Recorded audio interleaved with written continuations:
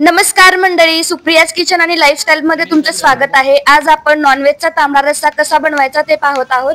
इथे माझे अहो हेल्प करत आहेत। इथे आपण ओलं खोबरं, कांदा, टोमॅटो असं घेतलेलं आहे आणि ते त्यांनी कट करून दिलेलं आहे। इथे आधी आपण आणि रस्सा करून घेणार आहोत। त्यासाठी गॅस चालू करून त्याच्यामध्ये तेल घालून बारीक चिरलेला कांदा घातलेला आहे। कांदा छान परतल्यानंतर आलं लसूणची पेस्ट घातली, त्यानंतर हळद पावडर घातली आणि मोठं मीठ घातलेलं आहे।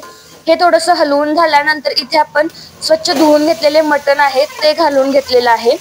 इथे मटणचे बारीक पीसेस करून घेतलेले आहेत ते घालून घेतलेलं आहे। त्यानंतर झाकण ठेवून त्यावरती पाणी ठेवून घेतलेलं आहे आपण, आणि हे पाणी आपण थोडंसं गरम झाल्यानंतर या भांड्यामध्ये घालून घेतलेलं आहे। साईडला सुद्धा थोडंसं पाणी गरम करायला ठेवलं होतं ते सुद्धा घालून घेतलेलं आहे। अशा तऱ्हेने अळणी रस्सा तयार झालेला आहे। इथे आपण मसाल्याची तयारी करून घेऊयात। जे आपण ओलं खोबरं आहे ते भाजून घेतलं होतं, ती भाजून घेतलेले आहेत। त्यानंतर कांदा टोमॅटो सुद्धा भाजून घेतलेला आहे।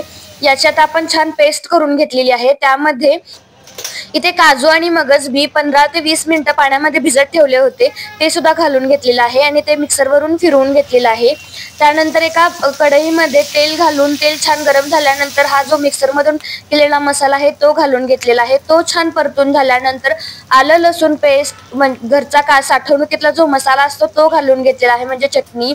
त्यानंतर लाल मिरची पावडर, धने जिरे पावडर, त्यानंतर मटन मसाला आहे तो सुद्धा इथे घालून घेतलेला आहे। हे छान परतून घ्यायचं आहे मस्तपैकी। या तेलामध्ये छान परतून झाल्यानंतर इथे आपण जो अळणी रस्सा केला होता त्यामध्ये घालून घेतलेला आहे। इथे मी थोडासा खाण्यासाठी अळणी रस्सा काढून ठेवलेला आहे आणि हा सगळा मसाला आपण यामध्ये घालून घेतलेला आहे आणि लागेल तसं यामध्ये पाणी ऍड करून मीठ आपण थोडंसं ऍड केलेलं आहे।